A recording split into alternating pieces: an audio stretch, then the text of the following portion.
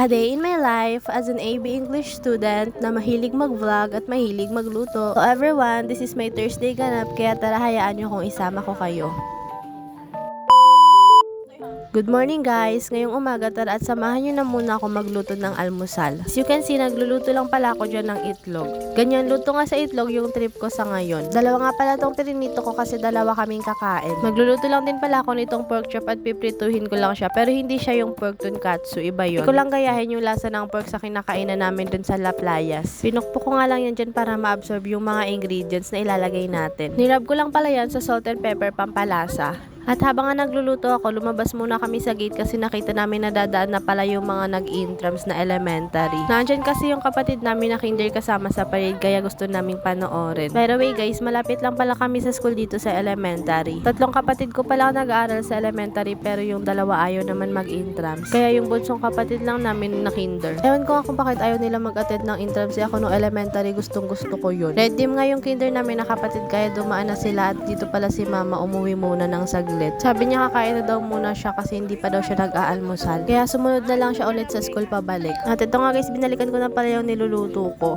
Ididip lang pala natin yan muna dyan sa itlog. Pagtapos dito naman sa dry ingredients, pinaghala lang pala yun na flour, cornstarch, baking powder, salt, and pepper. Wala nga exact measurement, tansya-tansya na lang. Ang technique pala dito guys, ang gamitin nyo sa wet ingredients is yung right na kamay nyo. Tapos sa left naman na kamay nyo is yung dry ingredients para wag dumikit sa kamay nyo. Sana nga nagagets nyo yung pinopoint ko pero ayan, tapos na tayo. Pakita ko lang din pala to sa inyo, binibili namin crinkles na super sarap dun sa may baba. Tapos 5 pesos lang. Super sarap niya guys, lasa siyang brownies. At ayan, make sure nga natin na mainit na ang mantika bago natin ilagay para wag sumipsim ng mantika. Para na din maganda yung pagkakaluto. Isinabay ko na nga isinalang yung dalawa dyan para tipid sa gas at para tipid na din sa oras. At dapat nga low fire lang para hindi ka agad masunog yung labas at para maluto pa yung loob. Kapag na golden brown na yung kabila, baliktarin naman natin para maluto naman ng equal. Hindi naman nga dito kailangan na lubog sa mantika. At dapat nga ganyan na yung itsura niya para lutong-luto na talaga siya. Hindi ko nga in-expect na masarap yung kalalabasan nito kasi hindi naman ako naglagay ng ibang mga pampalasa. May tira pa pala kami ulam na isda kagabi. Kapag nga almusal, mahilig nga talaga ako sa sinangag kaya ayan, nagsangag naman ako. Kaya ayan, maya-maya patapos na nga din at kakain na kami. Kaya kung napanood nyo nga ito, luto na din kayo.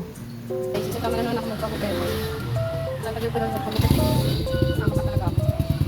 Ito naman pala guys, no ba ang tanghali na. Sinama lang pala ako sa pagpapagupit pero hindi naman kami nakapagupit kasi sarado. Kaya ayan, dumiretso na lang kami sa San Isidro para bumili sa Crispy King. Pero ito talaga unang nakita niya. Hindi lang pala kami dyan guys ng dalawang chicken. Kasi yan na pala yung ulamin namin para sa lunch. Pero may ulam naman talaga dun sa amin, maaarte lang. At after naman pala namin bumili na pagdesisyon na namin na dumiretso sa San Miguel dun sa bahay nila tita. At naaabutan nga namin siya dito na nagsasampi ng mga nilaban niyang damit dahil dun sa binaha. Ito nga yung bahay na pinakita ko sa inyo before na binaha. Sumaglit lang pala kami dito mga 30 minutes. At ayan na pala guys yung mga damit na binaha tapos nilaban niya ulit. May nakita nga ako dito ang cute-cute na pusa, dalawa, hindi naman daw to sa kanya, pumunta lang sa bahay nila. Nagpapaampon ganun. Ang cute nga kasi ang liit-liit. Tingnan nyo tong isa, inaamoy yung chicken. Ngayon na nga lang ulit ako nakapunta dito simula nung bumagyo. Umuwi pala kami dyan guys kasi nag-meet up ako sa plaza nung tablet na binibenta.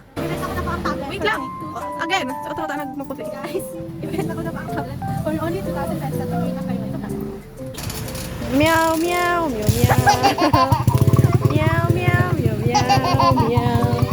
On the way na kami nito sa plaza kasi mag-meet up kami nung bubili ng tablet PC. At ayan siya. At pag-uwi pala namin, sinama namin yung kapatid ko kasi pupunta kami diretso dun kila tita kasi dun kami kakain. Andito na nga kami pero aalis kami ulit kasi bibili kami ng chicken para sa kanila kasi wala pa daw silang ulam. Andito na kami sa Crispy King tapos mas malaki pa yung chicken nila. Save the best for last. Andito na kami sa kanila pero hindi pa kami nakakakain kasi wala pang kanin kasi nagsaing pa lang kami pagdating namin kasi hindi naman daw si tita kakain na lunch kaya hindi siya nagsaing. Bumili nga rin kami ng soft drinks kasi masarap yun kapag lunch. Pero paminsan-minsan lang naman kasi baka magka-diabetes na. Mga gutom na din pala kami talaga ng mga oras na yun kasi anong oras na din yan. Kaya pumapapak-papak na lang kami ng ulam. Ang sarap nga rin talaga na itong cook. Basta talaga unhealthy, masarap. Si tita lang pala mag-isa dito kaya ang kausap niya lang ay mga pusa at ang radyo. Yari pa nga siyang hindi masayang pumunta kami. Yung kapatid ko pala yung nagsabi nun, hindi ako. At opinion niya din yun, hindi ko siya tinuruan. Maya-maya pa nga inaluto na yung sinaing kaya naman kumain na din kami. Hindi na nga dyan masarap yung chicken kasi hindi na mainit. Hindi din masarap yung gravy nila, lasang harina. Pauwi na nga kami ng mga oras na to pero dumaan kami dito sa gasoline station kasi syempre magpapagas. Tungkot nga si tita nung umalis kami. Yung kapatid ko pala guys yung nagsasalita, hindi ako, magkaboses lang talaga. Umuwi na nga din pala kami at pagka-uwi namin nagluto pala si mama nitong kalamay na mais. Hanggang dito na lang kung nakaabot ka dito sa last part. Thank you so much for watching. See you on my next mini vlog.